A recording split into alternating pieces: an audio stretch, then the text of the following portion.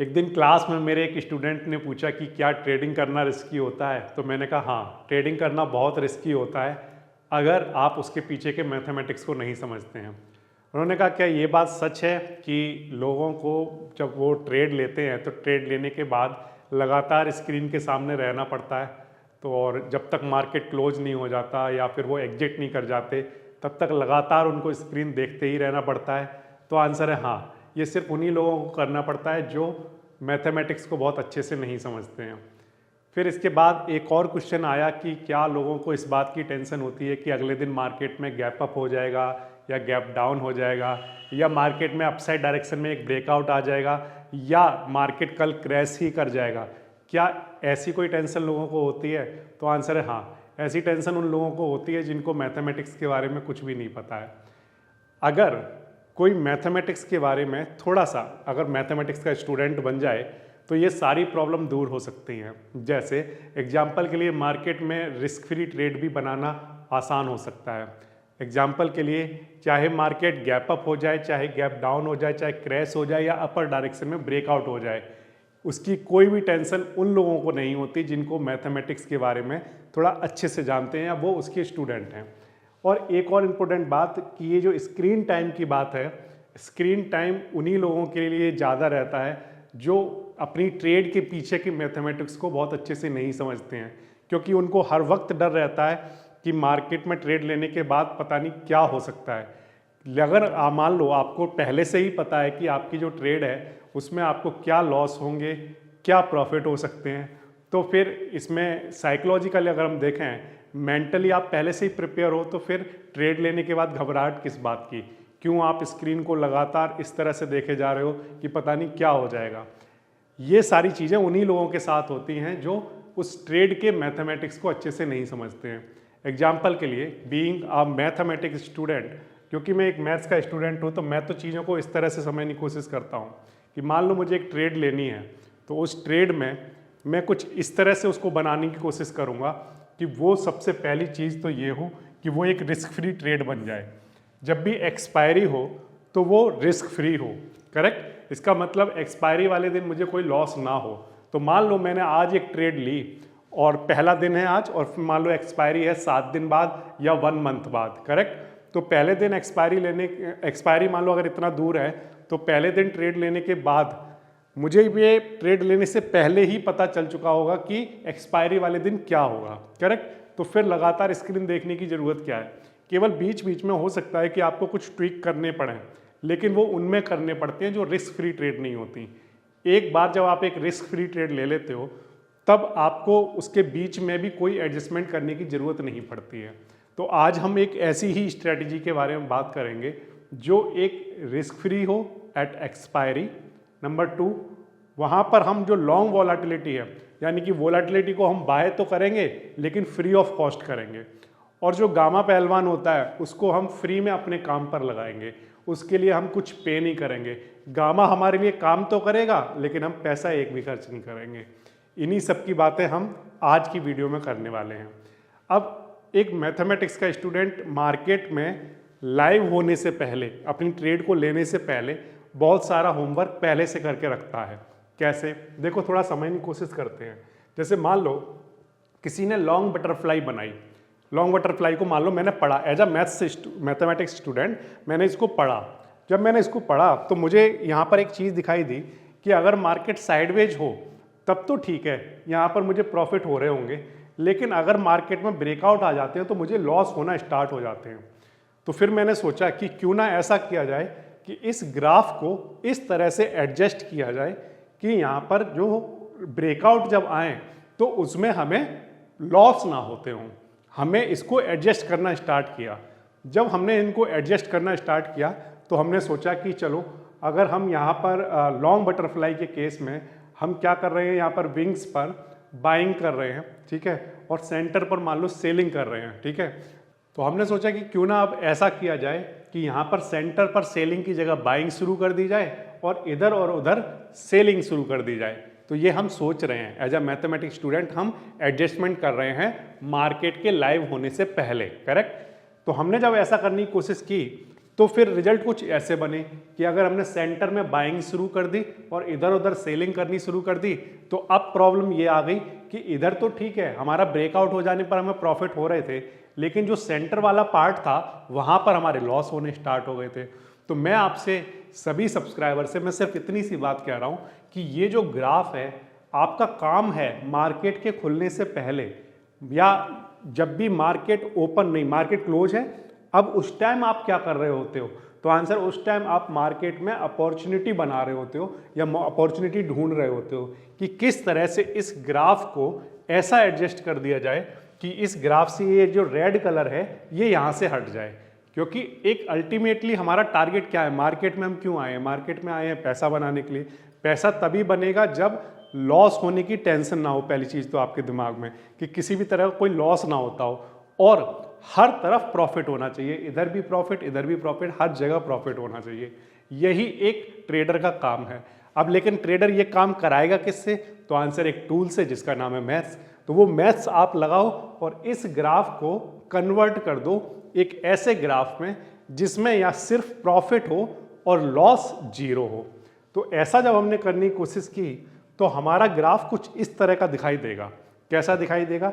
जहां पर हमें कोई लॉस तो नहीं हो रहा, लेकिन हमें जब प्रॉफिट होंगे तो स्टार्टिंग में स्लो प्रॉफिट हो सकते हैं, लेकिन बाद में एक्सपोनेंशियल फॉर्म में हमारा प्रॉफिट होना स्टार्ट हो जाएगा। एक्सपोनेंशियल का मतलब ये है जैसे 2 के बाद 4, फिर 6, फिर 8 ऐसे चलता है, तब तो ये नॉर्मल आपका प्रॉफिट हो रहा है। लेकिन अगर ऐसा हो रहा है 2 की पावर 2 4, फिर 4 की पावर 2, इस तरह से मतलब मल्टीपल ऐसे एक्सपोनेंशियल चलते जा रहा है, तो उस केस में हमारा जो प्रॉफिट है एक बड़ा प्रॉफिट होने के चांस रहेंगे अगर हमें एक बड़ा ब्रेकआउट मिल जाता है। करेक्ट? इतनी बात आती है समझ में? तो अब आपका काम क्या है? आपका काम है कि ये जो ग्राफ है ना, इनको ऐसे ट्विस्ट करते रहो और ऐसा एक ग्राफ बनाकर तैयार कर लो अपने लिए जो कि आपको नो लॉस और प्रॉफिट देता रहे। अब इसी तरह का एक ग्राफ आज की वीडियो में मैं आपके साथ डिस्कस करूंगा। एक ऐसा ग्राफ, एक ऐसी स्ट्रेटजी जिसमें कोई लॉस नहीं होता, जिसमें कोई कॉस्ट नहीं लगती आपकी, लेकिन अगर आपको ब्रेकआउट मिला तो आपका प्रॉफिट ही प्रॉफिट होगा, एक्सपोनेंशियल प्रॉफिट भी हो सकता है। कैसे? इन्हीं सब की बातें होंगी आज की क्लास में। तो चलिए शुरू करते हैं और थोड़ा समझने की कोशिश करते हैं कि कोई भी एक ट्रेडर जो एक अच्छा मैथ्स का स्टूडेंट है वो घर पर किस तरह से चीज़ों की प्रैक्टिस करना स्टार्ट कर सकता है कि वो अपने लिए एक ऐसी स्ट्रेटजी बना ले जो किसी और ने हो सकता है ना बनाई हो। ऐसा हो सकता है क्योंकि मार्केट में जो स्ट्रेटजी पहले से है, जो सब उस स्ट्रेटजी को यूज कर रहे हैं, तो आप भी उसी को यूज कर रहे हो, तो आप भी वही कमाओगे या वो वही लॉस करोगे जो सब कर रहे हैं। लेकिन अगर आप अपनी स्ट्रेटजी खुद से तैयार कर लेते हो तो आप वो कमाओगे जो दूसरे नहीं कमा रहे हैं।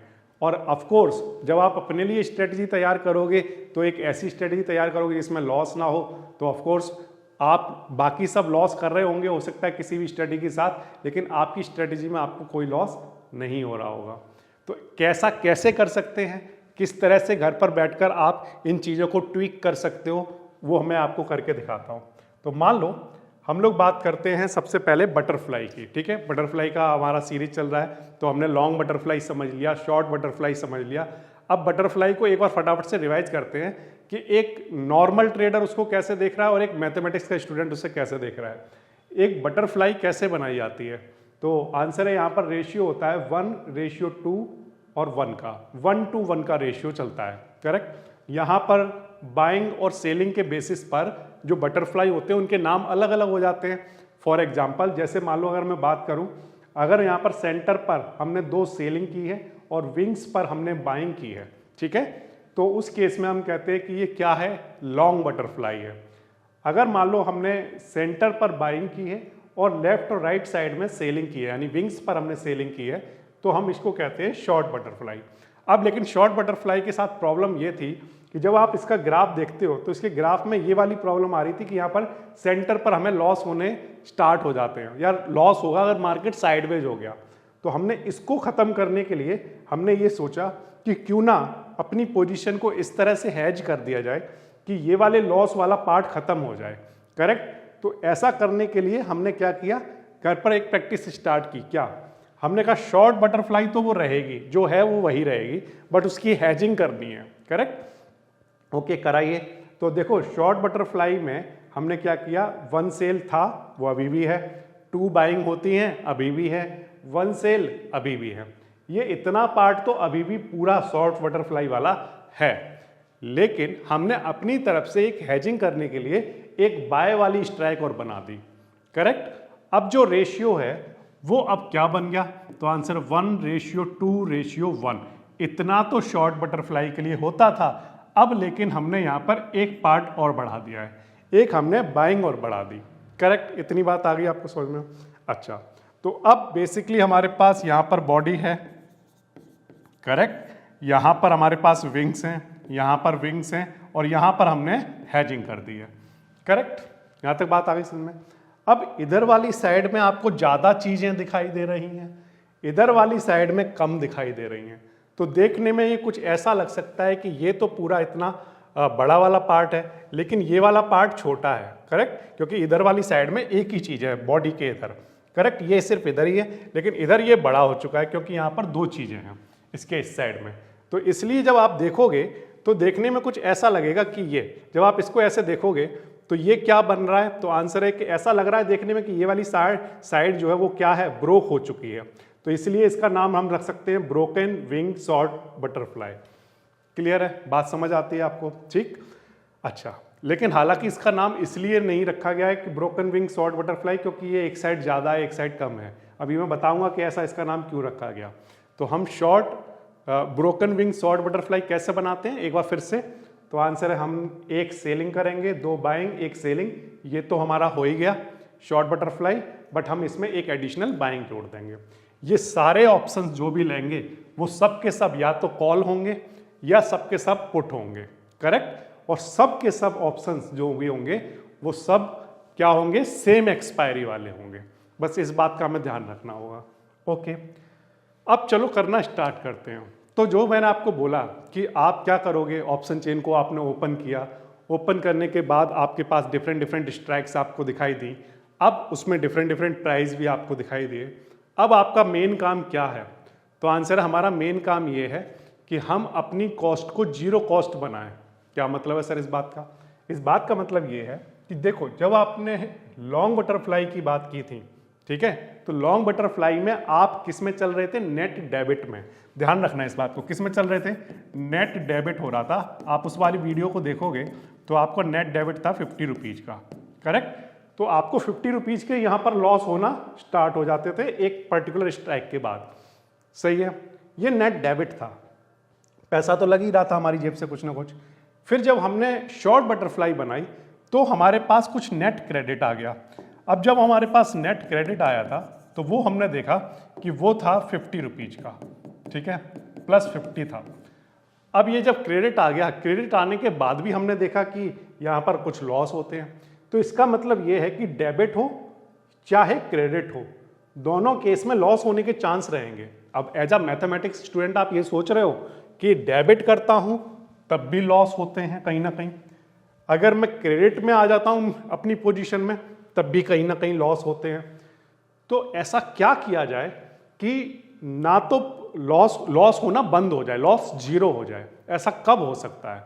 तो आंसर है कि ऐसा तो तभी हो सकता है जब किसी चीज में लॉस तो तभी नहीं हो सकता है जब हमारी जेब से कुछ जा ही ना रहा हो। जैसे एग्जाम्पल के लिए मैं आपसे कहता हूं कि आप मुझसे कहो कि आप एक बैट लगाओ किसी भी चीज पर, ठीक है, और मान लो जैसे 2 कार हैं या मैं कह रहा हूँ 4 कार हैं और 1 2 3 4 उनका नंबर है, और आपने कहा आपको बैट लगाना है, ठीक है, कि इनमें से कौन सी कार जीतेगी। ठीक है, मैंने कहा ठीक है लगा देता हूँ, लेकिन आपने कहा कि आपको बैट लगाओगे तो आपको 1 लाख रुपए मिलेंगे, लेकिन आप 10,000 रुपये आपको देने पड़ेंगे बैट लगाने के लिए। तो तब मुझे सोचना पड़ेगा, क्योंकि मैं 10,000 दूंगा और वो मेरी वाली कार अगर नहीं जीतती है तो उस केस में क्या होगा, तो आंसर उस केस में मेरा 10,000 का लॉस हो जाएगा। लेकिन मान लो अगर यही सिनारियो कुछ इस तरह का बनता है कि आप कहते हो आपको 4 कार हैं 1 2 3 4, आपको बैट लगानी है और अगर आपकी वाली कार जीत गई तो आपको 1 लाख रुपए मिलेंगे। हाँ, आपको ऐसी बैट लगाने के लिए देना कुछ भी नहीं है। तो मैं कहता हूँ ठीक है, तो मान लो मैंने कार नंबर 4 पर आप अपनी बैट लगाई और बैट लगाने पर वो कार नहीं जीतती है, ठीक, तो क्या हुआ, मेरी जेब से तो वैसे भी कुछ नहीं गया, तो मैं नो लॉस में रहा, करेक्ट। लेकिन अगर मान लो मेरी 4 नंबर वाली जो कार थी उस जिस पर मैंने बैट लगाई थी और वो अगर जीत जाती है तो मुझे 1 लाख रुपए मिलेंगे, और किस कॉस्ट पर मिलेंगे, तो आंसर है 0 कॉस्ट पर। आ रही बात आपको समझ में? तो मैंने ये सोचना स्टार्ट किया कि डेबिट होने पर और क्रेडिट होने पर दोनों केस में लॉस हो रहा है। मेरा ये जो बैट मैं लगा रहा हूँ, इस बैट के लिए कुछ ना कुछ लॉस होना तभी बंद हो सकता है जब मेरा नेट जो कॉस्ट है वो 0 हो जाए। ये सब कुछ करने के लिए मेरी जेब से कुछ ना लगता हो, तब उस केस में मेरा कोई लॉस नहीं होता होगा, चाहे ट्रेड सफल हो या ना हो। सही बात है। तो इसके लिए हमने क्या किया, मार्केट में ऑप्शन चेन को ओपन किया और वहां पर ट्वीक करना स्टार्ट किया। इसको कहते हैं मैथ्स में बाय ट्रायल एंड एरर हमने स्टार्ट किया। ट्रायल एंड एरर कैसे करोगे, देखो हमें पता था कि 24,700 पर एक सेल करना है, जो शॉर्ट बटरफ्लाई में हमने पिछली वीडियो में किया था। 25,000 पर बाय करना है 200 रुपीज की एक कॉल को, और ऐसी 2 कॉल बाय करेंगे तो यहाँ पर 400 रुपीज का मेनली हमारा बाइंग आ जाएगी। यहाँ पर 350 रुपीज का हमारा एक सेल हो जाएगा, ठीक है। अब शॉर्ट बटरफ्लाई में यहाँ बाइंग हो गई 2 क्वांटिटी की, एक की सेलिंग हो गई। अब इधर कहीं ना कहीं एक सेलिंग होगी, तो अगर मैं इधर कहीं ना कहीं सेलिंग करता हूँ तो मैं क्रेडिट में आ जाऊँगा, करेक्ट। अगर मैं क्रेडिट में आ जाता हूँ तो फिर मुझे लॉस होगा, करेक्ट, कहीं ना कहीं लॉस हो रहा होगा, क्योंकि मेरा टारगेट क्या है, मेरा टारगेट है कहीं पर भी मुझे लॉस ना हो। उसके लिए मुझे क्या करना पड़ेगा, अपनी नेट कॉस्ट को 0 लेकर आना पड़ेगा। तो मैंने कहा चलो ठीक है, एक काम करते हैं, यहाँ पर कहीं पर सेलिंग कर देते हैं, ठीक है, और इसके बीच में यहाँ पर कहीं बाइंग कर लेते हैं। तो मुझे 25,500 वाली जो कॉल थी वो 80 रुपीज की दिखाई दी, तो मैंने सोचा कि चलो इसको बाय करके देखते हैं और इसको सेल करके देखते हैं, ठीक है।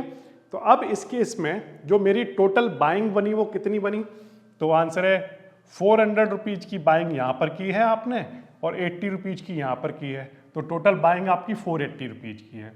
सेलिंग आपकी 350 रुपीज की सेलिंग है और 30 रुपीज की सेलिंग यहाँ पर है, तो टोटल आपकी जो सेलिंग हो गई 380 रुपीज की। अब जो नेट कॉस्ट है वो कितनी, तो नेट हमने जब निकाला तो सेलिंग में से जब हमारी बाइंग को माइनस किया तो हमारा आंसर आया माइनस का 100। अगेन क्या बना, नेट डेबिट में रहे। नेट डेबिट में रहे तो इसका मतलब तो यहाँ पर क्या होगा, लॉस होगा। ये मैं पेपर वर्क कर रहा हूँ, ये मैं सिर्फ मैथमेटिक्स लगा रहा हूँ एक पेपर पर और पेन से, ध्यान रखना। ये मैं ऐसा नहीं है कि लाइव मार्केट में करके देख रहा हूँ, नो, मैं केवल ऑप्शन चेन को देख रहा हूँ, उसके डिफरेंट स्ट्राइक को देख रहा हूँ, और ये दोनों स्ट्राइक तो हैं ही मेरी फिक्स, मैं बाकी सब में बस ट्वीक कर रहा हूँ छोटे छोटे से, और ये करने की कोशिश कर रहा हूँ कि मेरी नेट कॉस्ट 0 हो जाए, करेक्ट। इतनी बात आती समझ में। तो ये मैंने देखा कि यहाँ तो 100 रुपीज का नेट डेबिट हो रहा है, तो यहाँ तो कहीं ना कहीं लॉस हो जाएगा। तो फिर इसके बाद हमने कहा कि चलो अब थोड़ा सा और चेंज लाते हैं, तो हमने सोचा कि क्यों ना 24,700 वाली जो स्ट्राइक है वो 350 रुपीज की है, उसकी जगह 24,800 पर करके देखा जाए, इसकी जगह इसको सेल करें तो कैसा रहेगा। ये तो हमारा फिक्स है ही बॉडी, हमने केवल विंग्स में चेंज लेकर आने थे, तो हमने विंग्स में चेंज लाने के लिए हमने 24,800 वाली जो कॉल है वो 300 रुपीज की रही होगी, अगर ये 350 की है तो ये 300 की रही होगी, ठीक। फिर हमने कहा कि एक काम करते हैं, 25,300 वाली जो कॉल है वो 100 रुपीज के आसपास की दिख रही है, ये वाली 80 रुपीज की हमने पिछले एग्जाम्पल में देखी, अब ये 100 रुपीज के आसपास दिख रही थी, तो मैंने कहा चलो इसको सेल कर देते हैं। अब एक ये शॉर्ट बटरफ्लाई बन गई ना, देखो यहाँ पर क्या हो रहा है, बाइंग हो रही है 2 और इधर सेलिंग हो रही है, करेक्ट। लेकिन शॉर्ट बटरफ्लाई के केस में जो यहाँ पर डिस्टेंस रहती थी वो दोनों जगह कैसी रहती थी, सेम रहती थी, करेक्ट। याद है आपको, इधर ये डिफरेंस कितने का है, 300 का, लेकिन अब यहाँ पर डिफरेंस कितने का रह गया है, 200 का। इतनी बात आ गई समझ में, ठीक। तो हमने कहा कि अच्छा ये तो अब शॉर्ट बटरफ्लाई वाला सिनारियो नहीं रहा, अब यहाँ पर एक असिमेट्री आ गई है। पहले शॉर्ट बटरफ्लाई में सिमेट्री रहती थी, 300 इधर 300 इधर, करेक्ट, लेकिन अब 300 इधर है 200 इधर है, तो अब यहाँ पर क्या बन गया, एक असिमेट्री बन गई। अब ये तो हो चुका, अब हमने कहा अब हैजिंग भी करनी है। पहले हैजिंग हमने जो है मिडिल में ट्राई की, लेकिन अब हमने हैजिंग बाहर out of the money try करना स्टार्ट किया। तो ये वाला अगर 80 का था तो मैंने देखा ऑप्शन चेन में कि ये 25,600 की जो कॉल है ये 40 रुपीज की मिल रही है, तो मैंने सोचा कि चलो इसको बाय करके देखता हूँ। अगर मैंने इसको बाय किया, पेपर पर लिख कर देख रहा हूँ मैं सिर्फ ये अभी, तो मैंने जब ऐसा करने की कोशिश की तब क्या होगा, तो आंसर है कि यहाँ पर बाइंग हुई 400 की, करेक्ट, एक 200 का है तो दो 400 रुपीज की बाइंग हुई होगी यहाँ पर, 40 की यहाँ पर, तो 400 प्लस 40, यहाँ पर टोटल बाइंग 440 की हुई, और जो सेलिंग हुई वो 300 की यहाँ पर और 100 की यहाँ पर, तो टोटल सेलिंग कितने की हुई, 400 की। अब जब माइनस कराया सेलिंग में से बाइंग को, तो हमारा फिर से नेट डेबिट बना, ठीक। अब बीइंग अ मैथमेटिक्स स्टूडेंट मैंने एक चीज़ सोची कि अगर यहाँ पर जब मैं इस सिनारियो को मैंने बनाया था तो यहाँ पर नेट डेबिट 100 रुपीज का आ रहा था, -100 चल रहा था, करेक्ट। लेकिन जैसे ही मैंने ये बाइंग को बाहर की तरफ पहुंचाया और सेलिंग को अंदर की तरफ लेकर आया, वैसे ही मेरा ये जो नेट डेबिट था वो 40 की तरफ चला गया। तो अब छोटी क्लासों में आपने कहीं नंबर लाइन पढ़ी होगी, उस नंबर लाइन में आपने देखा कि अच्छा ये तो -100 यहाँ होता है, -40 यहाँ होता है, इधर 0 होता है, और इधर की तरफ जो भी है वॉटेवर चल रहा होगा 10, ठीक। तो हमने कहा अब यहाँ से यहाँ तो ले आए, हमारा अल्टीमेट टारगेट ही यही था कि 0 को अप्रोच कर जाए ये वैल्यू। तो फिर हमने थोड़ा सा और एडजस्टमेंट करने स्टार्ट किए। अब हमें क्या करना है, दो चीज़ें समझ में आ गई। एक तो ये कि बाइंग बाहर रखी जाए, अंदर की जगह बाहर रखोगे तो ये कॉस्ट कम हो जाती है, सही है, नंबर एक चीज़। फिर हमने सोचा कि एक काम और करते हैं कि यहाँ पर जो ये सेलिंग कर रहे थे, इस सेलिंग को थोड़ा सा बढ़ाना पड़ेगा। अगर इस सेलिंग को थोड़ा सा बढ़ा दिया और ये जो बाइंग है इस बाइंग को थोड़ा सा और कम कर दिया तो ये कॉस्ट और कम हो सकती है। इसके लिए मैंने क्या किया, एक और एडजस्टमेंट किया जो कि मैं फाइनल एडजस्टमेंट दिखा रहा हूँ। ये हिट एंड ट्रायल आप बहुत बार कर करके देखोगे तो आप फाइनली एक ऐसी पोजीशन पर पहुंच जाओगे जहां पर नेट कॉस्ट 0 बन जाएगी। तो वो आपका होमवर्क है, वो आप घर पर करके देख सकते हैं। मैं आपको फाइनली एक ऐसा एग्जांपल दे रहा हूं जहां पर नेट कॉस्ट 0 बन गई। कैसे बनी देखिए, यहां पर 200 रुपीज पर बाइंग चल रही थी 25,000 की, जो पहले थी वो अभी भी है। इस बॉडी को हमने कभी भी किसी भी एग्जाम्पल में कोई छेड़छाड़ नहीं की इससे, ये अभी भी यहीं पर है, पहले भी यहीं पर थी। केवल जो हम ट्वीक कर रहे थे वो किसको कर रहे थे, तो आंसर है विंग्स को। तो हमने क्या किया, 24,700 को, जो कि पहले हमने 300 की यहाँ पर सेल की थी 24,800 पर, हमने सोचा कि थोड़ा सा अमाउंट क्रेडिट का बढ़ाया जाए। तो क्रेडिट का बढ़ाया तो अब हम यहाँ पर पहुँच गए, हमने यहाँ पर आकर एक सेल कर दिया। फिर इसके बाद जब हम आगे बढ़े तो 25,600 का ऑप्शन चेन में मुझे दिखाई दिया कि ये 60 रुपीज़ में ऑप्शन ये मिल रहा है। तो मैंने क्या किया, इसको सेल कर दिया, करेक्ट। अब इससे और मैं जब आगे गया तो मेरी एडजस्टमेंट करते करते करते करते मैं 26,200 पर पहुंचा, जो कि सिर्फ 10 रुपीज़ का मिल रहा था। तो मैंने उसको बाय कर लिया, करेक्ट। अब मेरा जो सिनारियो बना है स्ट्राइक्स का वो कैसा बना, तो आंसर है 25,000 पर बॉडी है, करेक्ट।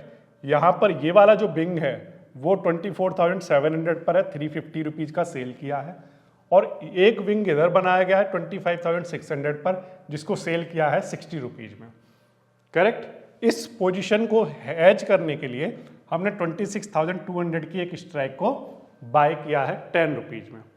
ओके, बॉडी समझ आ गई, विंग्स समझ में आ गए, लेकिन इन विंग्स के डिफरेंस को समझ लो, डिस्टेंस को समझ लो। मेन बॉडी से जो हमारी लोअर वाली स्ट्राइक है वो 300 दूर है। अगर आप ध्यान से देखो ये कितना दूर है, 300। और जो अपर वाला जो विंग है ना, अपर वाला विंग कितना दूर है इससे, तो आंसर 600 दूर है। तो अगर आप देखो ध्यान से तो ये 300 है, ये 600 दूर है। तो अगर आप इस बटरफ्लाई को देखोगे तो इसका एक विंग आपको बड़ा दिखाई देगा और एक विंग छोटा दिखाई देगा।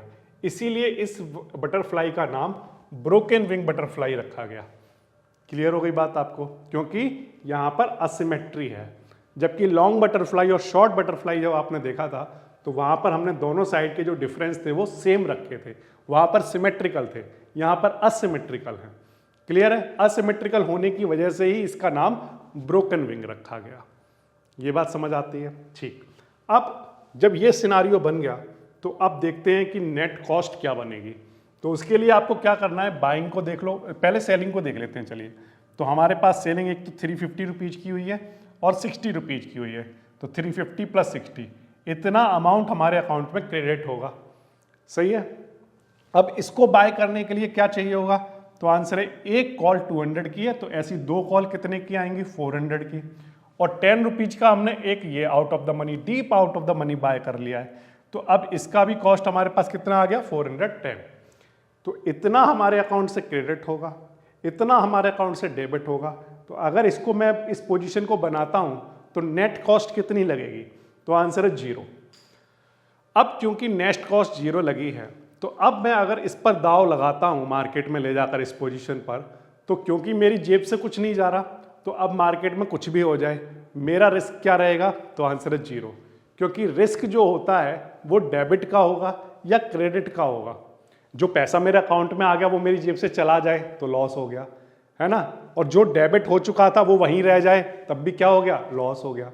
लेकिन कुछ गया नहीं, कुछ आया नहीं, तो लॉस किस चीज का होगा, तो आंसर है 0 रुपीज का।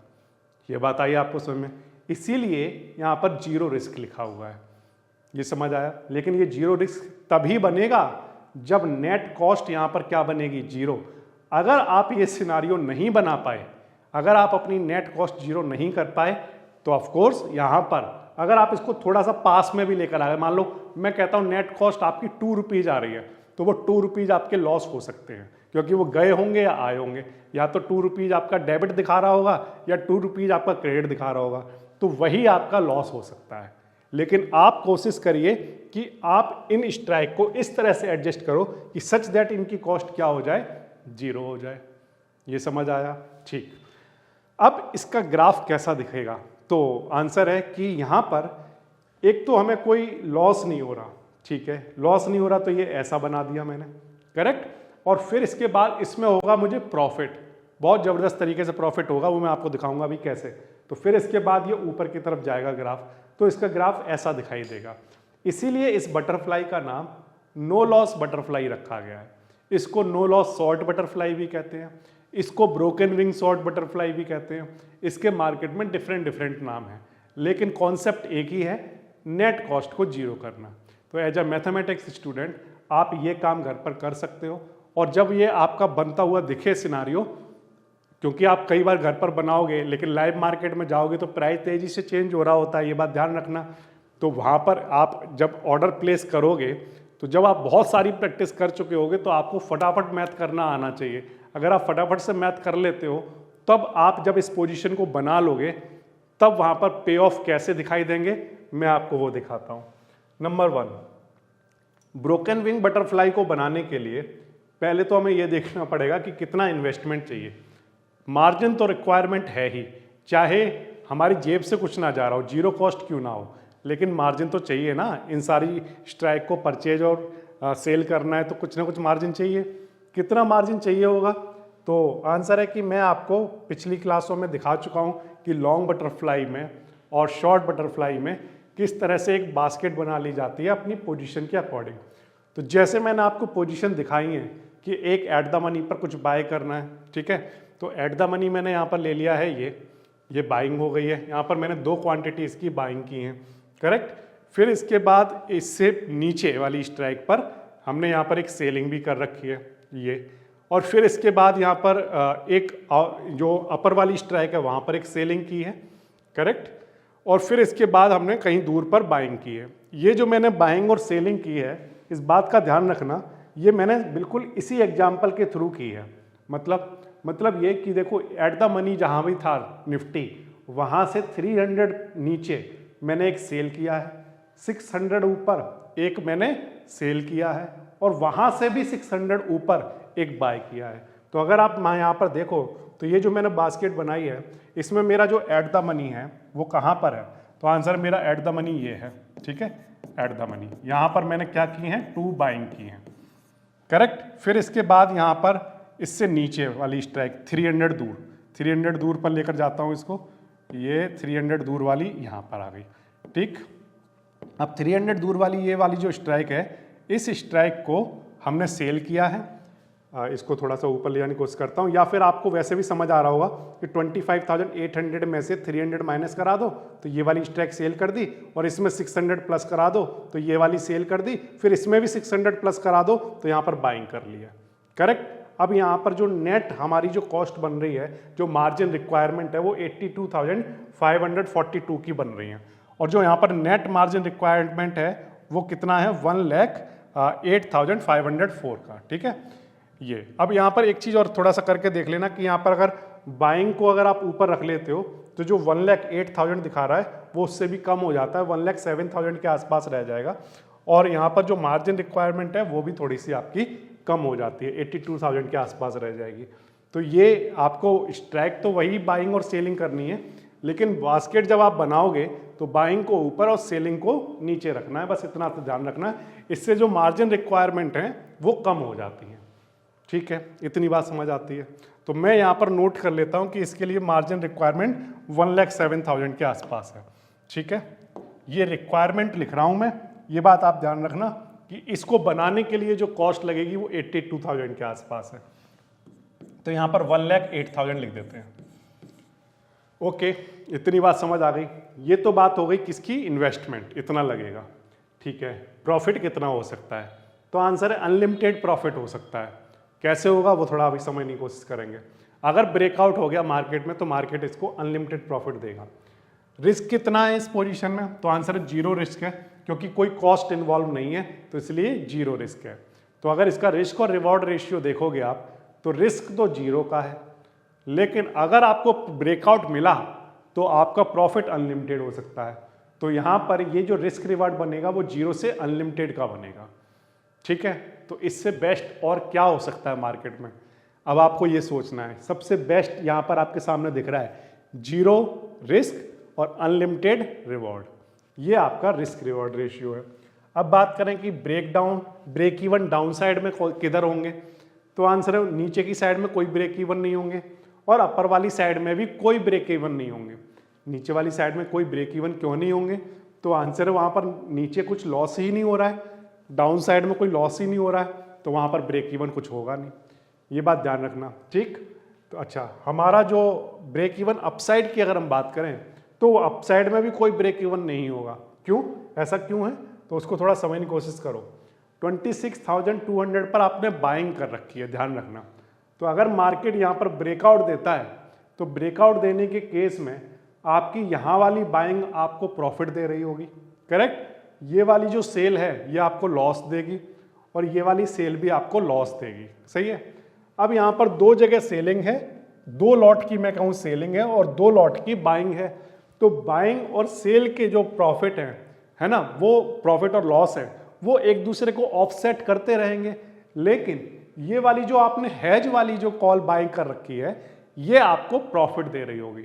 तो इसलिए अपसाइड में कोई ब्रेक इवन जैसी चीज नहीं होगी, क्योंकि ये हमेशा आपको प्रॉफिट में बनाकर रखेगी अगर मार्केट ऊपर की तरफ जाता है। एट द सेम टाइम इस बात को भी आपको ध्यान रखना है कि 24,700 से इधर नो लॉस, आपको कहीं पर भी कोई लॉस नहीं होगा, इधर भी कोई लॉस नहीं, इधर भी कोई लॉस नहीं। ऐसा क्यों हो रहा होगा, तो अगेन यहाँ पर जो लॉस जहाँ पर भी हो रहे हैं और जहाँ भी प्रॉफिट हो रहे हैं उन सब को कवर करने वाला कौन है, तो आंसर है ये क्वांटिटी। ये वाली क्वांटिटी हमेशा सारे लॉस और प्रॉफिट में हमेशा अपना प्रॉफिट एडजस्ट करती रहेगी जैसे जैसे मार्केट इस डायरेक्शन में बढ़ेगा। हाँ या ना, ये बात आती है आपको समझ में। तो यहाँ पर ना तो अपर साइड में कोई ब्रेक इवन है और ना लोअर साइड में कोई ब्रेक इवन है, इस बात को हमें ध्यान रखना है, ठीक है। अब सवाल है कि मार्केट डिफरेंट स्ट्राइक पर जब पहुंचेगा एक्सपायरी वाले दिन तब कितना प्रॉफिट और कितना लॉस होगा, थोड़ा उसको समझने की कोशिश कर लेते हैं। तो सबसे पहले तो हम ले लेते हैं कि मान लो अगर निफ्टी एक्सपायर हो जाता है बिलो 24,700 या 24,700 पर, करेक्ट, तब क्या होगा। तो आंसर है कि अगर मार्केट 24,700 पर एक्सपायर हो गया और तब उस केस में यहाँ पर जितनी भी कॉल हैं वो सब की सब वर्थलेस एक्सपायर हो जाएंगी, राइट। तो यहाँ पर 0, ये भी 0 एक्सपायर होगी, ये भी 0, ये भी 0, ये भी 0, सब कुछ आउट ऑफ द मनी होगा। तो उस केस में ये सब वर्थलेस एक्सपायर होगी। तो टोटल वैल्यू कितनी होगी, 0। टोटल कॉस्ट कितनी लगी थी, तो आंसर है 0। तो इसलिए यहाँ पर इस केस में कोई भी लॉस नहीं होगा। ये बात समझ आ गई। तो इसका मतलब 24,700 पर हमें यहाँ पर लिख लेना चाहिए 0 लॉस। अब सवाल है कि मान लो मार्केट 24,700 और 25,000 के बीच में कहीं एक्सपायर हो जाता है, तब क्या होगा। तो आंसर अगर इसके बीच में मान लो एग्जांपल के लिए ले लेते हैं 24,900 पर एक्सपायर हो रहा हो, तो 24,900, तो इस केस में इसके पास एक इंट्रिंसिक वैल्यू होगी कितनी, 200। अब क्योंकि यहाँ पर सेलिंग हुई है तो यहाँ पर हमें लॉस हो रहा होगा, कितने रुपीज का, 200 का, सही है। अच्छा, जो 25,000 वाला है वो ये वाली स्ट्राइक और ये तीनों ही स्ट्राइक क्या रही होंगी, आउट ऑफ द मनी रही होंगी, तो इसलिए ये किस पर एक्सपायर हो जाएंगे, 0 पर। ठीक, यहाँ तक बात आ गई समझ में। तो अब जो हमारा जो नेट वैल्यू होगी, टोटल वैल्यू, वो क्या होगी, माइनस का 200, यानी कि 200 रुपीज का लॉस। लेकिन रुको, ये 200 रुपीज का लॉस नहीं हुआ है, अभी भी आपका जो लॉस है वो 0 ही है। कैसे, तो जिसने यहाँ पर फर्स्ट सीरीज देखी है, फर्स्ट सीरीज के 25 वीडियोस देखे हैं, उनको ये बात बहुत अच्छे से पता होगी कि जब भी आप बायर बनते हो, करेक्ट, तो आप अपना प्रीमियम पे करते हो, सही है। एक्सपायरी वाले दिन क्या होता है कि अगर आपको लॉस होने लगता है तो बायर के पास क्या होता है, एक राइट होता है कि वो उस लॉस को ले या ना ले। अगर वो उस लॉस को नहीं ले रहा है तो वो क्या बोलता है सेलर को, वो कहता है कि मैंने जितना भी प्रीमियम दिया वो रख लो आप, सही है। अब यहाँ पर हमारा क्या हुआ, लॉस हुआ, करेक्ट। मैथमेटिक्स के हिसाब से देखें तो यहाँ पर हमारा इस इंट्रिंसिक वैल्यू का लॉस होना चाहिए। तो जब हमारा लॉस हो रहा है तो हम क्या बोलेंगे, हम बोलेंगे कि हमने जो प्रीमियम दिया है वो रख लो, ठीक, हम इस लॉस को नहीं ले रहे। तो मैं आपसे ये पूछता हूँ कि आपने कितना प्रीमियम दिया था, तो आंसर हमने तो 0 रुपीज़ दिया था, तो वो 0 रुपीज़ रख लो और हम इस लॉस को नहीं ले रहे हैं। तो अब फिर से आपका क्या हो गया, नो लॉस। तो इस केस में इसमें कोई कंफ्यूजन मत रखना कि यहाँ पर मैथमेटिक्स के हिसाब से तो इंट्रिंसिक वैल्यू आपको दिखेगी कि नेट नेगेटिव में कुछ है, लेकिन जब इस सिनारियो के लिए कुछ लगा ही नहीं है, जब हमने कुछ प्रीमियम पे ही नहीं किया है, तो ना तो एक्सपायरी वाले दिन हमें कुछ देना है और ना कुछ लेना है। ये बात ध्यान रखना, क्योंकि ये जो -200 वाला जो क्वांटिटी है ना, ये दरअसल क्या हुआ होगा, ऑफसेट कर दिया गया होगा किसी और दूसरी क्वांटिटी से। अगर मान लो -200 का लॉस हो रहा है तो 200 का हमें कहीं ना कहीं प्रॉफिट हो गया होगा उतना ही, तो वो नेट फिर से क्या बना रहेगा, 0। तो ये जो पोजीशन बनाई गई थी वो इस तरह से बनाई गई थी कि नेट कॉस्ट 0 हो जाए। तो नेट कॉस्ट 0 होगी तो कोई लॉस होगा ही नहीं। एग्जाम्पल के लिए मैंने आपको बोला कि वो जो 4 कार हैं जिसमें मैंने बैट लगाई थी नो कॉस्ट पर, मेरी जेब से कुछ नहीं किया बट मुझे बैट लगाने को मिली थी, तो मेरी वाली कार अगर हार भी गई तो मुझे कितना लॉस होगा बताइए। तो आंसर आपने सर कुछ दिया ही नहीं था तो आपका लॉस क्या होगा, कुछ भी नहीं।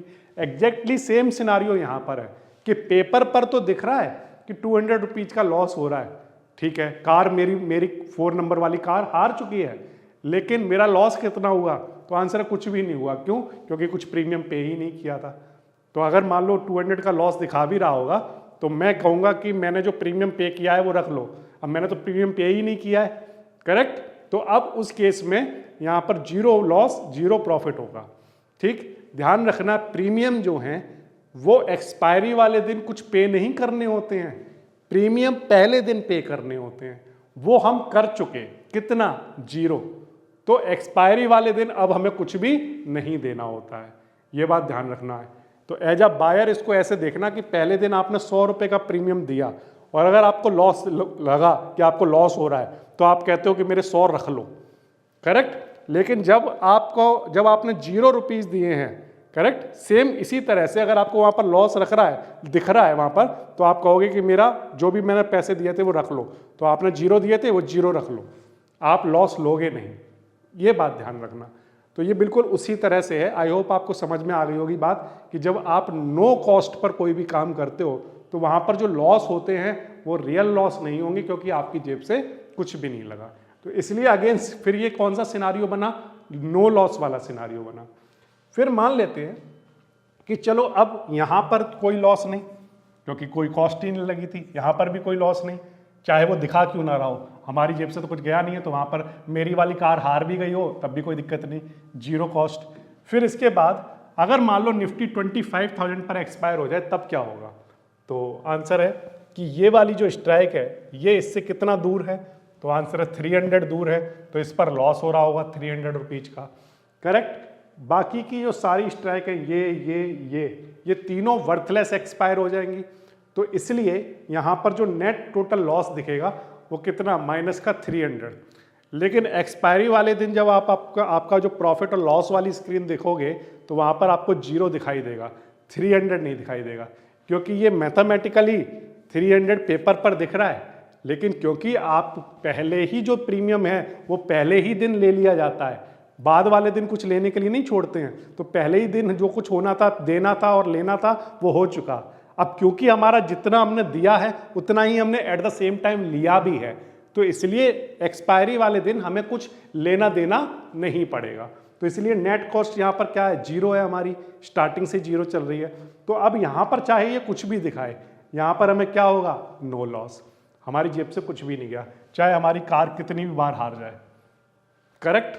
फिर से, क्योंकि ये एक ऐसी टिकट मिली है ना, मुझे कार पर बैट लगाने के लिए मिल रहा है, लेकिन मुझे एक ऐसी टिकट मिली है जो कि जिसके लिए मैंने कुछ दिया ही नहीं है।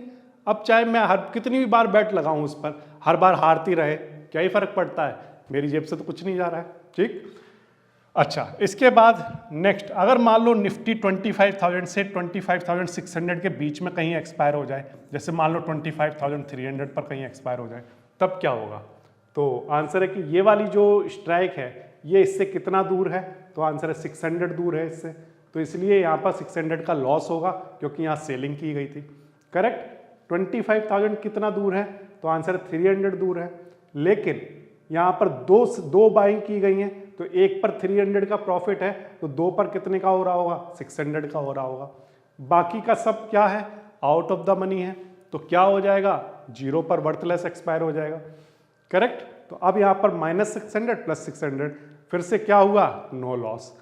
तो यहाँ पर अगर आप देखो तो इस केस में भी यहाँ पर इनके बीच में भी हमें कोई भी लॉस नहीं हो रहा है। ठीक। No loss, no loss, no loss, no loss. अब सवाल है कि जब निफ्टी यहाँ पहुँचेगा, 25,600 पर पहुँचेगा, तब क्या होगा? तो उसको भी थोड़ा समझने की कोशिश करते हैं कि अगर निफ्टी 25,600 पर आ गया तो उस केस में यहाँ से लेकर यहाँ तक की डिस्टेंस कितनी है, तो या फिर एक काम करते हैं, 26,000 से बीच में यहाँ पर कहीं पर मैं ले लेता हूँ 25,900 ले लेता हूँ। पहले आपको ये वाला सिनारियो भी दिखा देता हूँ। ठीक है, 25,900 वाला सिनारियो। इस केस में ये यहाँ से कितनी दूर है, तो आंसर है 24,700 और 25,900, इनके बीच में 1200 का डिफरेंस है। ठीक है, यहाँ तक सही है। अच्छा, अब ये तो 1200 रुपीज़ का लॉस दिखाएगी ये वाली स्ट्राइक, लेकिन ये वाली कितने का प्रॉफिट दिखाएगी, तो आंसर है यहाँ से यहाँ ये 900 दूर है, तो एक कॉल पर 900 रुपीज़ का प्रॉफिट हो रहा होगा, तो 2 पर कितने का हो रहा होगा, तो आंसर है 1800 का। सही है। और ये वाली जो स्ट्राइक है ये कितनी दूर है, तो आंसर है 300 दूर है, लेकिन यहाँ पर सेलिंग की गई थी तो यहाँ पर लॉस हो रहा होगा 300 रुपीज़ का। अब जब आप इसको सॉल्व करोगे तो -12 और माइनस का 3, माइनस का 15 बनेगा, तो 1500 माइनस का और प्लस का 1800, क्या आया, प्लस का 300। इसका मतलब ये है कि हमें 300 रुपीज़ का प्रॉफिट हो चुका होगा जब मार्केट यहाँ पर कहीं पहुँचा होगा। ठीक है। अब मान लो मार्केट 26,200 से ऊपर कहीं पर ब्रेकआउट कर चुका है। एग्जाम्पल के लिए मान लो आपने ये जो फिनोमेना बनाया है, ये जो सिचुएशन बनाई है, ये मंथली के लिए बनाया है, तो पहले दिन आपने मान लो 25,000 पर लिया, तो क्या एक मंथ में निफ्टी जो है वो 25,000 से बढ़ते बढ़ते बढ़ते बढ़ते क्या 2000 पॉइंट चल सकता है, तो आंसर है यस, चल सकता है। प्रैक्टिकली भी चल सकता है कि अगर वो 200, 300, 200, 300 पॉइंट अगर 20 दिन के अंदर, मैं कहता हूँ 20 ट्रेडिंग डेज में अगर वो एक ही डायरेक्शन में बढ़ता जा रहा है, तो ये पॉसिबल है कि हाँ वो एक इस सिनारियो पर पहुँच सकता है। तो मान लो एग्जाम्पल के लिए मैंने माना कि वो 27,000 पर पहुँचेगा। अगर वो 27,000 पर पहुँचा तो 24,700 से यहाँ पर 24,700 से ये 27,000 कितना दूर है, तो आंसर 2300 दूर है। तो उस केस में यहाँ पर 2300 का लॉस हो रहा होगा इस वाली स्ट्राइक पर। यहाँ पर हमें प्रॉफिट हो रहे होंगे, एक पर 2000 का हो रहा होगा, तो 2 पर कितने का हो रहा होगा, 4000 का प्रॉफिट हो रहा होगा। फिर 25,600 इससे कितनी दूर है 27,000 से, तो आंसर है 1400, तो यहाँ पर लॉस हो रहा होगा क्योंकि सेलिंग की स्ट्राइक थी। फिर 26,200 पर बाइंग की थी, तो यहाँ पर हमें क्या हो रहा होगा, 800 रुपीज़ का प्रॉफिट हो रहा होगा। जब आप इस सिनारियो को सॉल्व करते हो तो आपका जो नेट प्रॉफिट निकल कर आता है वो 1100 रुपीज का आएगा। तो 26,200 से ऊपर अगर मार्केट बहुत तेजी से ब्रेकआउट देता है और 27,000 को अप्रोच करने लगता है तो आपका जो प्रॉफिट है वो 1100 का हो जाएगा। ठीक है, इतनी बात आ गई समझ में। अब 25,600 वाला सिनारियो और देख लेते हैं। 25,600 वाले सिनारियो के लिए आपको इसको इस तरह से देखना पड़ेगा। 24,700 से 25,600 कितनी दूर है? तो आंसर है कि ये यहाँ से 900 दूर है या ना? तो इस पे 900 का क्या हो रहा होगा? लॉस हो रहा होगा। 24,700 और 25,600 कितनी दूर है यहाँ से? 900। तो यहाँ पर 900 का लॉस हो रहा होगा। फिर 25,000 से ये 25,600 कितनी दूर है? तो आंसर है 600 दूर है। तो ऐसी एक पर 600 का प्रॉफिट हो रहा है, तो दो पर कितना का हो रहा होगा? 1200 का प्रॉफिट हो रहा होगा। सही है। अब बाकी की जो सब कॉल हैं वो क्या हो गई होंगी? 0 पर एक्सपायर हो गई होंगी। तो यहाँ पर जो प्रॉफिट हो रहा होगा वो कितने का? प्लस का 300। तो आप ध्यान से देखो तो ये जो प्रॉफिट है ये प्लस का 300 था। कहाँ पर? 25,600 से ऊपर 25,900 पर भी 300 का ही प्रॉफिट था। 25,600 पर भी 300 का ही प्रॉफिट दिखा रहा है। तो इसका मतलब यहाँ से लेकर यहाँ तक जो प्रॉफिट है वो ऑलमोस्ट कांस्टेंट ही रहा है। ऑलमोस्ट क्या? कांस्टेंट ही रहा है। तो ये एक बार को कांस्टेंट हो जाएगा, फिर एक टाइम ऐसा आएगा जब ये ब्रेकआउट देगा और बहुत तेजी से ऊपर की तरफ जाएगा। करेक्ट। तो इसका अगर हम पे ऑफ देखें, इसको समराइज करने की कोशिश करें तो ये कैसा दिखाई देगा? तो आंसर है यहाँ पर 0 लॉस, 0 लॉस, 0 लॉस, और यहाँ पर आने के बाद 25,600 आने पर हमारा जो प्रॉफिट है वो 300 रुपीज का होने लगा। लेकिन बीच में हमने देखा अब भी यहाँ पर 300 का ही लॉस दिखा, प्रॉफिट दिखा रहा है, सॉरी। ठीक। फिर इसके बाद यहाँ पर आने के बाद यहाँ पर ब्रेकआउट मिलेगा बहुत तेजी से, तब वो एक्सपोनेंशियल बढ़ना स्टार्ट होगा। तो जो ये वाला पूरा जोन है, ये पूरा जोन 25,600 से इधर वाला जो जोन है वहां पर कोई प्रॉफिट नहीं हो रहे होंगे, लेकिन उससे पहले ही आपको कुछ छोटा सा प्रॉफिट होना स्टार्ट हो गया होगा, जैसे 1 रुपीज, 2 रुपीज, फिर 100, फिर यहाँ पर कहीं यहाँ पर 300 पर पहुंचा होगा। धीरे धीरे धीरे वो प्रॉफिट बढ़ेगा। पहले तो वो बढ़ेगा, फिर उसके बाद बढ़ने के बाद क्या होगा? तो आंसर 300 वो कांस्टेंट हो जाएगा ऑलमोस्ट, और कांस्टेंट होने के बाद अगर फर्दर उससे आगे निकलता है तो ये आपको एक ब्रेकआउट देगा और ये अनलिमिटेड की तरफ बढ़ना स्टार्ट हो जाएगा। यहाँ तक बात आ गई समझ में? तो ये आपको ग्राफ दिखाया। अब ये जो ग्राफ है यहाँ पर ये डॉटेड लाइन क्यों बनाई है? ये डॉटेड लाइन अगर आप मैथमेटिक्स के हिसाब से इंट्रिंसिक वैल्यू निकालने की कोशिश करोगे तो इंट्रिंसिक वैल्यू के हिसाब से ये आपको लॉस दिखाएगा, लेकिन क्योंकि हमने अपनी स्ट्राइक कुछ इस तरह से बना ली है कि हमारा जो नेट कॉस्ट है वो 0 है, इसलिए यहाँ पर हर जगह हमारा जो पे ऑफ ग्राफ होगा वो कांस्टेंट रहेगा, 0 रुपीज पर रहेगा। ये वाला जो लॉस है ये हमें नहीं लेना पड़ेगा। इसलिए अब अगर मैं देखूं तो मेरा जो ग्राफ दिखाई देगा वो नेट ग्राफ कैसा दिखाई दे रहा है? तो आंसर है ये नहीं दिखेगा, ये वहां पर नहीं दिखेगा, सिर्फ ये होगा 0, और 0 के बाद प्रॉफिट होना स्टार्ट होगा, 300 तक बढ़ा, और 300 तक बढ़ने के बाद थोड़ी देर के लिए कांस्टेंट रहा और फिर तेजी से एक्सप्लोड कर गया, एक्सपोनेंशियली बढ़ना स्टार्ट हो गया। ये ग्राफ समझ आया आपको? तो इस ग्राफ के बाद अब आपकी वो जो प्रॉब्लम थी लॉन्ग बटरफ्लाई में, लॉन्ग बटरफ्लाई की क्या प्रॉब्लम थी कि वहां पर इस साइड में बहुत तेजी से ब्रेकआउट होने पर क्या हो रहे थे? लॉस होना स्टार्ट हो जा रहे थे। तो वो वाली प्रॉब्लम अब दूर हो गई आपकी। शॉर्ट बटरफ्लाई में जो आपकी प्रॉब्लम थी कि मिड में यहाँ पर ये वाले जो लॉस दिख रहे हैं ये एक्चुअल लॉस होते थे, हाँ या ना? यहाँ पर जब शॉर्ट बटरफ्लाई की बात करते हो तो यहाँ पर ये एक्चुअल लॉस होते थे ना, लेकिन यहाँ पर जब आपने नो लॉस वर्जन बढ़ा लिया, जब आपका नो लॉस वर्जन बन गया, तब आपकी क्योंकि कॉस्ट नो कॉस्ट है इसलिए यहाँ पर ये लॉस अब आपको नहीं लेने नहीं पड़ेंगे। तो इस साइड में अब आपका कोई लॉस नहीं होगा। और एक और बेनिफिट कि जो शॉर्ट बटरफ्लाई थी वहाँ पर जो प्रॉफिट हो रहा था वो लिमिटेड प्रॉफिट हो रहा था। वो हमारी मेन प्रॉब्लम थी कि प्रॉफिट हुआ भी, ब्रेकआउट मिला भी, तब भी प्रॉफिट बहुत छोटा सा हो रहा था। तो अब वो वाली प्रॉब्लम भी हमने दूर कर दी थोड़ा थोड़ा ट्विक कर करके। कैसे की? तो आंसर है कि हमने यहाँ पर एक इस तरह का सिस्टम बनाया कि अब इसके बाद अगर ग्राफ में ब्रेकआउट आता है तो बहुत तेजी से ब्रेकआउट आए, एक्सपोनेंशियल वैल्यू बढ़ना स्टार्ट हो जाए। करेक्ट? तो हमारी ये प्रॉब्लम दूर हो गई। इस साइड में डाउन साइड की हमें कोई प्रॉब्लम नहीं, और हमारा अपसाइड में अनलिमिटेड प्रॉफिट नहीं मिलता था, अब वो भी मिलना स्टार्ट हो गया, तो वो प्रॉब्लम भी दूर हो गई। तो इस तरह से आप क्या कर सकते हो, शॉर्ट बटरफ्लाई में एडजस्टमेंट करके अपनी जो प्रॉब्लम थी उन सबको दूर कर सकते हो और उनको प्रॉफिट में कन्वर्ट कर सकते हो। तो ये बन जाती है एक no loss but unlimited profit वाली एक स्ट्रेटेजी। करेक्ट। ये जो स्ट्रेटेजी मैंने आपको दिखाई है, ये स्ट्रेटेजी तो मैंने आपको दिखाई है कि जब मार्केट ऊपर की तरफ बढ़ रहा हो। अब लेकिन प्रॉब्लम ये है कि कुछ लोगों को ऐसा लग सकता है कि सर आप कह रहे हो कि 27,000 पर मार्केट पहुंचेगा और आपको 1100 का प्रॉफिट हो जाएगा, लेकिन ये पूरी तरह से एक हाइपोथेटिकल एग्जांपल लगता है देखने में, क्योंकि 27,000 एक महीने में पहुंच जाए मतलब आप कह रहे हो कि 2000 पॉइंट निफ्टी चल जाएगा। ये बहुत रेयर चांस है ऐसा होने के।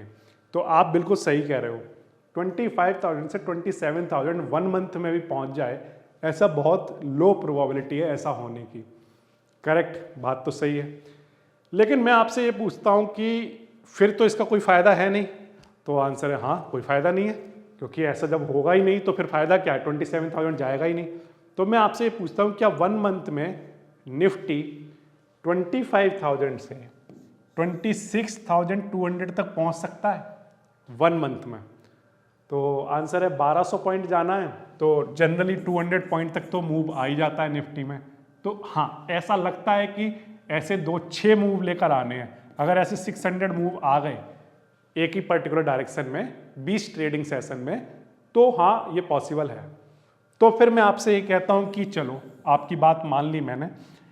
अगर आपने ये माना कि ये यहाँ तक पहुँच सकता है, तो आपको ये 300 रुपीज़ जो मिल रहे हैं वो विदाउट लॉस मिल रहे हैं, हाँ या ना, जीरो लॉस के साथ मिल रहे हैं। करेक्ट। तो इस केस में भी इसको बनाया जा सकता है। लेकिन अगर बाई चांस ऐसा हुआ कि निफ्टी बहुत तेजी से ऊपर की तरफ बढ़ जाए, तो आपको और फ्री का पैसा मिलेगा जो कि अनलिमिटेड होगा। करेक्ट। तो उस केस में ये बहुत ही अच्छी स्ट्रेटजी है, सही है। लेकिन क्योंकि मैं तो मैथ्स का स्टूडेंट हूँ, तो मैं तो हर तरह से सोचता हूँ, तो मैंने इसको ऐसे ना देखकर मैंने ये सोचा कि लोगों का मानना ये है कि सर आप ये जो एग्जाम्पल देते हो ये 27,000 तो मूव करेगा ही नहीं, तो आपका ये जो एग्जाम्पल है वो थोड़ा रियलिस्टिक नहीं लग रहा। तो मैं कहा अच्छा, आपको ये रियलिस्टिक लगता है क्या कि निफ्टी एक रातों रात 1000 पॉइंट गिर सकता है? हाँ सर, ये तो लगता है, ऐसा पहले कई बार हुआ भी है। आप मानते हो कि मार्केट जो है बहुत तेज़ी से क्रैश हो सकता है? तो आंसर हाँ सर, ये तो मानते हैं, मार्केट क्रैश तो हो सकता है। तो मैं कहता हूँ कि जो ये स्ट्रेटजी मैंने आपको कॉल के साथ बताई है, ये आप पुट के साथ भी तो बना सकते हो। तो आंसर है हाँ, बनाई जा सकती है। और अगर आपने पुट के साथ बना दी, तो इसका मतलब आप ये कह रहे हो कि ये जो ग्राफ है ये कुछ ऐसा दिखाई देता होगा। कैसा? कि यहाँ पर इस साइड से तो कोई, इस साइड अगर मार्केट चला गया तो कोई भी लॉस नहीं होगा, लेकिन अगर मार्केट क्रैश हो गया ये, तब उस केस में आपको अनलिमिटेड तो खैर नहीं हो सकता क्योंकि निफ्टी जीरो पर ही जा सकता है, लेकिन मैं कहता हूँ एक बड़ा प्रॉफिट हो सकता है। तो आंसर है हाँ, यस, हो सकता है। तो जब भी मार्केट में क्रैश आया और आपने ये सिचुएशन बना रखी है डे 1, और पूरे मंथ में अगर कभी भी क्रैश आ गया, तो बिना कोई कॉस्ट दिए हुए नो लॉस वाली स्ट्रेटजी में आप उस पूरे क्रैश का एक बढ़िया सा बेनिफिट ले सकते हो, हाँ या ना? क्योंकि ये तो एक रियलिस्टिक लग सकता है कि निफ्टी बहुत बड़े ब्रेकआउट नहीं देता है, लेकिन निफ्टी क्रैश हो जो है वो तो क्रैश तो कितना भी हो सकता है, होने के लिए तो 1000 पॉइंट से ज़्यादा भी क्रैश हो सकता है। तो अगर 1000 पॉइंट से ज़्यादा भी क्रैश हो गया तो आपका प्रॉफिट बड़ा होगा, लेकिन आपको ये टेंशन नहीं हो रही होगी जो आपको पुट परचेज करने में होती है। परचेज करने में क्या प्रॉब्लम है? पुट आपने परचेज कर ली, तो अगर मार्केट क्रैश नहीं हुआ और इधर की तरफ चला गया तो आपका लॉस होना स्टार्ट हो जाता है, हाँ या ना? लेकिन इसमें मार्केट चला जाए तो बढ़िया है, नहीं चला जाए तब भी हमें कोई दिक्कत नहीं। यहाँ पर जो लॉस है वो क्या है? जीरो है। तो मार्केट क्रैश की ये एक फ्री टिकट है। इस फ्री टिकट को लेकर आप मार्केट क्रैश में अच्छा पैसा बना सकते हैं। उस केस में ब्रोकन विंग बटरफ्लाई एक बेस्ट स्ट्रेटेजी बन जाती है। अब सवाल है कि जो ब्रोकन विंग बटरफ्लाई है इसको हमें कब यूज करना चाहिए, क्यों यूज करें हम? तो आंसर है कि जब आप ये सोचते हो मार्केट में जब आप ट्रेड ले लेते हो और आपको बहुत टेंशन रहती है कि मार्केट इधर ना चला जाए, कॉल ले ली तो आप सोचते हो कि मार्केट नीचे ना चला जाए, पुट ले लिया तो ये ना सोचते हो कि मार्केट ऊपर ना चला जाए। तो ये जो टेंशन बनी रहती है ना, इस सब का इलाज है ये। क्यों? क्योंकि मार्केट कहीं भी चला जाए लॉस तो होगा नहीं, ये बात तो पक्की। प्रॉफिट नहीं हुआ तो लॉस तो होगा नहीं, नंबर एक चीज। नंबर दो ये कि मान लो जब भी आप मार्केट में सुबह ट्रेड लेते हो तो सबसे पहले तो आपका काम होता है कि मार्केट की डायरेक्शन को पता करो। लेकिन क्या इसमें डायरेक्शन पता करने की ज़रूरत है? तो आंसर है नो, हमें डायरेक्शन की ज़रूरत ही नहीं है। हाँ, बस ये बात अलग है कि हम कॉल वाला साइड से इसको बनाएं या पुट वाली साइड से बनाएं, वो उस बेसिस पर हम बना सकते हैं कि हम ये देख लें कि मार्केट में ब्रेकआउट होने की चांस किधर ज़्यादा है। करेक्ट, उसके बेसिस पर तो हम कॉल वाला ब्रोकन विंग बनाएंगे या पुट वाला ब्रोकन विंग बनाएंगे, ये तो ठीक है। लेकिन बनाने के बाद मार्केट में डायरेक्शन कुछ भी चला जाए, अगर हमारी डायरेक्शन में चला गया तो ठीक है, हमारा जीरो लॉस होगा, और अगर हमारी डायरेक्शन में चला गया तो हमें प्रॉफिट ही प्रॉफिट होगा। तो उस केस में मैं कहता हूं कि इसमें डायरेक्शन को प्रेडिक्ट करने की कोई भी ज़रूरत नहीं है। अगर बड़ा ब्रेकआउट आ गया तो बड़ा प्रॉफिट होंगे, इस ओनाथ के होने के चांस हैं। जैसे कि मैंने कहा कि वो 4 नंबर वाली कार पर मैंने बैट लगा दी, अगर बाई चांस वो जीत गई तो बड़ा प्रॉफिट है, जेब से तो वैसे भी कुछ नहीं लग रहा। फिर इसके बाद नो टाइम डिके पेन, सही बात है, जो थीटा है जो सबसे ज़्यादा परेशान करता है मार्केट में, उसका हमें कोई टेंशन नहीं है। थीटा हमें कोई पेन कर नहीं सकता, वो चाहे कितना भी वैल्यू को घटाता रहे, कम करता रहे, कुछ भी करे, वो अपना काम कुछ भी करता रहे, हमारे ऊपर कोई फर्क नहीं पड़ता, क्योंकि हमने प्रीमियम पे ही नहीं किया है। पे नहीं किया है का मतलब हमने 0 रुपीज़ दिया है।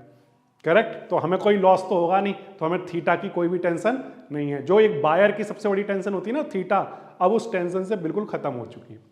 फिर इसके बाद अगर आईवी कभी क्रश होने लग जाती है तो बायर बड़ा परेशान होता है।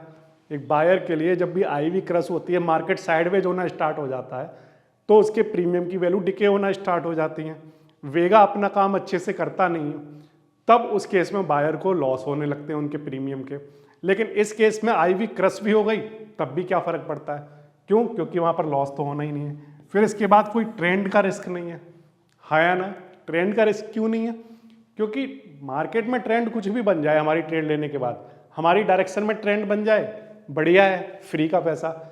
लेकिन अगर मार्केट में ट्रेंड हमारी डायरेक्शन के अपोजिट ट्रेंड करने लगे तब भी क्या ही फर्क पड़ता है? 0 लॉस। तो इसके लिए हमें, इसका मतलब ब्रोकन विंग बटरफ्लाई के लिए हमें क्या चाहिए? तो आंसर है कि सिर्फ और सिर्फ एक बड़ा मूव चाहिए। अगर एक बड़ा मूव मिल गया तो उस केस में वो फ्री में हमें वो मूव मिलेगा, फ्री में वो हमें प्रॉफिट देगा और उसमें हमें लॉस की कोई टेंशन नहीं होगी। लेकिन अगर हमने इसको डाउन साइड के लिए बना दिया, मान लो हमने पुट वाली साइड के लिए हमने इसको बना दिया, तो अगर मार्केट क्रैश कर गया, जो कि एक बड़ा मूव ही होगा, उस केस में बल्ले बल्ले हो जाएगी आपकी, हाँ या ना?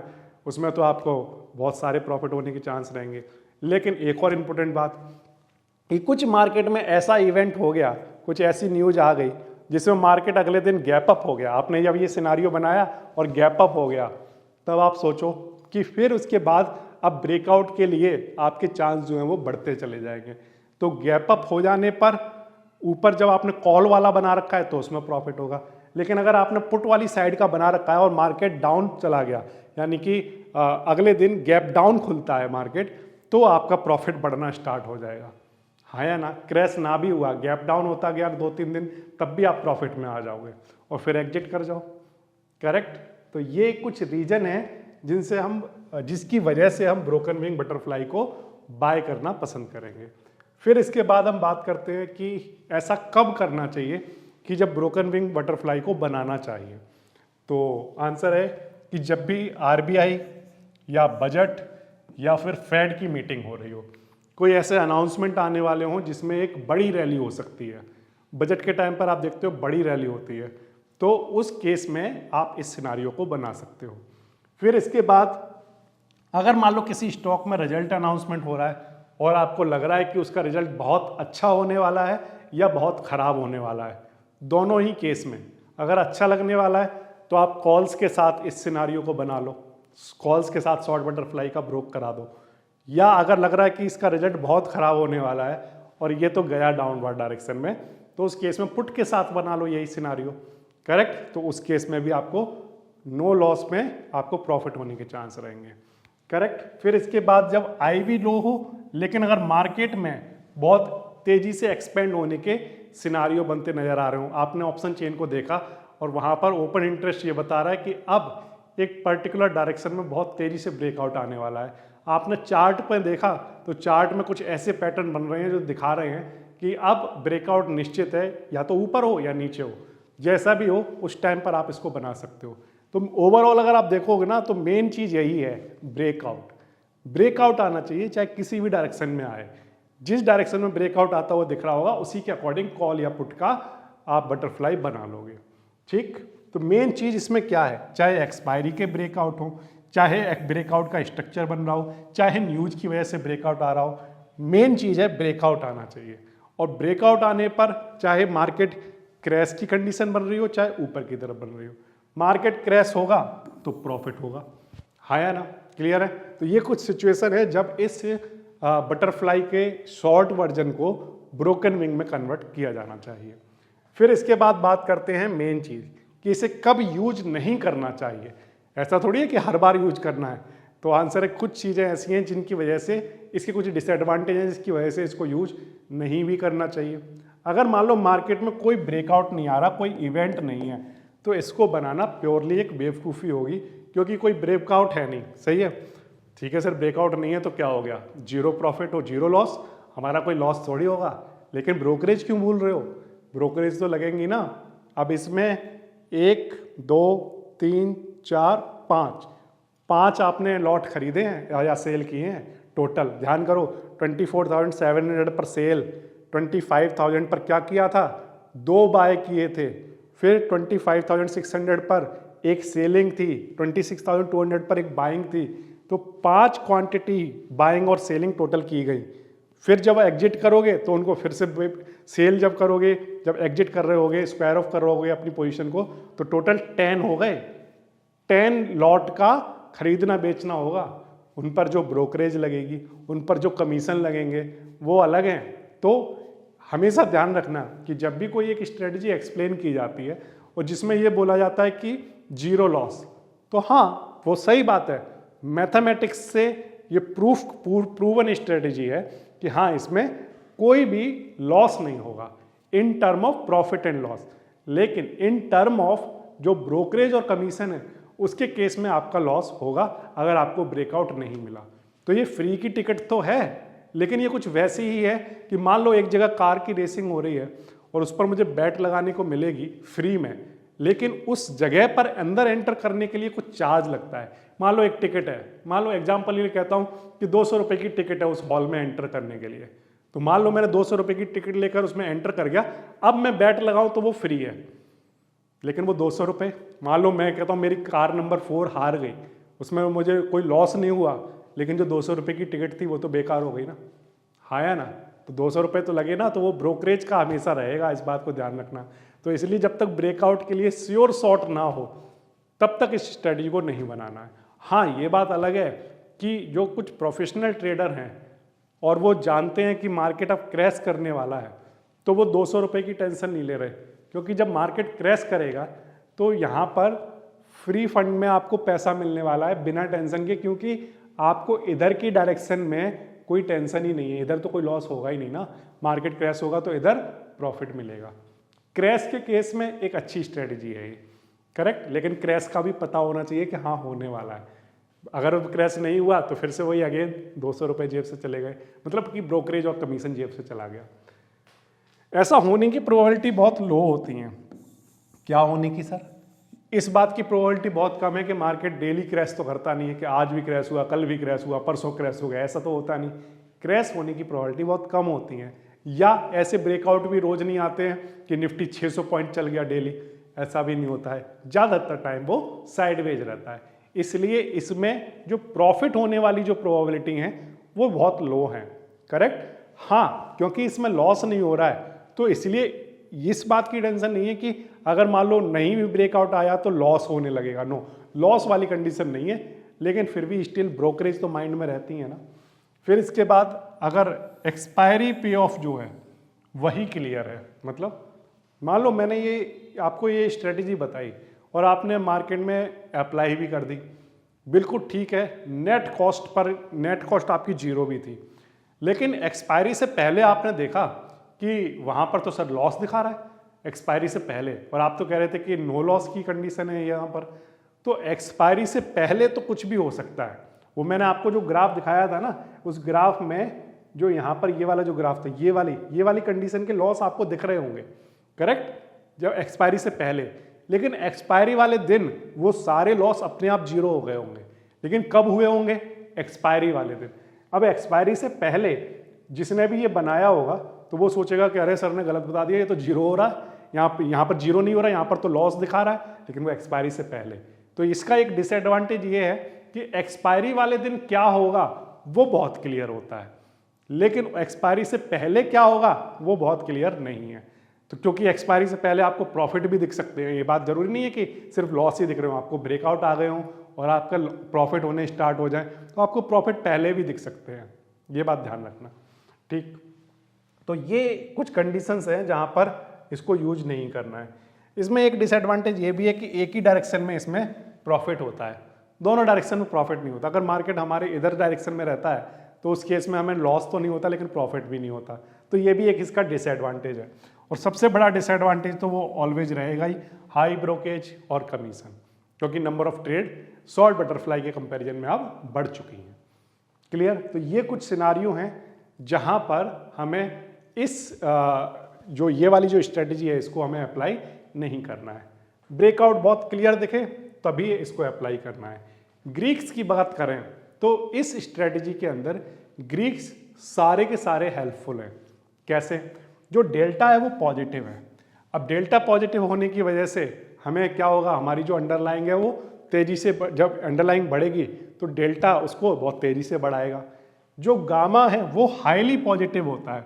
हाईली पॉजिटिव होने की वजह से जब मार्केट में ब्रेकआउट आएंगे तो आपके प्रॉफिट ऐसे नहीं होंगे कुछ ऐसे बढ़ रहे हों कि 10 रुपीज फिर 20 हो गया फिर 25 होगा, नो, ऐसा नहीं होगा। फिर वो एक्सपोनेंशियल हो रहा होगा, 10 से फिर हमको 100,000 ऐसे करके दिखेगा, सीधा एक्सपोनेंशियल बढ़ना स्टार्ट होगा। इस बात को ध्यान रखना, क्योंकि जो गामा है उसी को एक्चुअल में ब्लास्ट कहते हैं। जब इस वाली स्ट्रेटेजी में जब ब्लास्ट होता है ना तो एक्चुअल में गामा ब्लास्ट वहाँ दिखाई देता है कि कैसे एक्सपोनेंशियल प्रॉफिट बढ़ रहे हैं। थीटा की बात करें तो वो या तो जीरो के इक्वल होता है या स्लाइटली नेगेटिव होता है, ठीक है, लेकिन उससे हमें कोई फर्क नहीं पड़ता। क्यों? क्योंकि हमारी नेट कॉस्ट जीरो है, तो अब थीटा चाहे जीरो हो या स्लाइटली नेगेटिव भी हो तो क्या ही फर्क पड़ता है। तो जीरो होने की वजह से थीटा हमें कोई भी इफेक्ट नहीं करता है हमारी पोजीशन में। फिर इसके बाद बात करते हैं वेगा की। अब जब ब्रेकआउट आ ही रहा है तो इसका मतलब वोलेटिलिटी बढ़ रही है, वोलेटिलिटी बढ़ेगा तो वेगा बढ़ेगा, वेगा बढ़ेगा तो हमारा जो अंडरलाइन का प्रीमियम है वो भी बढ़ेगा। तो ये भी पॉजिटिव, ये भी पॉजिटिव, ये थीटा जीरो, डेल्टा पॉजिटिव, तो 1 2 3 ये तीनों जो हैं वो हमारे फेवर में है। और ये पहली बार आप कोई एक ऐसी स्ट्रेटजी देख रहे हो जिसमें थीटा भी हमें हर्ट नहीं कर रहा, हमारे फेवर में नहीं है तो हमें हर्ट भी नहीं कर रहा, बाकी सारे ग्रीक्स हमारे फेवर में है। ये ग्रीक प्रोफाइल है ब्रोकन विंग बटरफ्लाई स्ट्रेटजी की।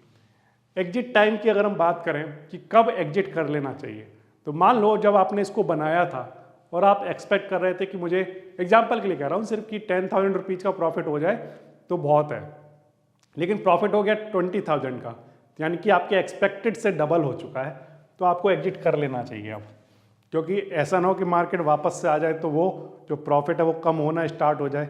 और आपको याद है ना, इस साइड में तो जीरो प्रॉफिट जीरो लॉस होगा, तो वो 20,000 को जो दिख रहा है ना वो कम होना स्टार्ट हो सकता है।